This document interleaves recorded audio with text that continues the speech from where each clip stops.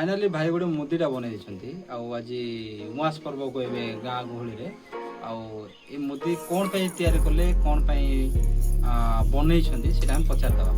अच्छा भाई ना इटा तु जो मुदी बनाइलो एबे इटा इ मुदी के हाथ पिंदा बनाइलो इटा काय काज बनाइलो तु एटा बनाइले बोले आज अमावस्या हां ये मुदी बनाई कि हाथे पिंदले और बिजली बिजली जाक मारला नहीं बिजुली बिजुली से बिजुली जाक नहीं कि सेटा न मारे अरे छोट छोट पिला मन के मिसा मोटा लगे नहीं कि बिजुली गळाई छे टोटल लगे।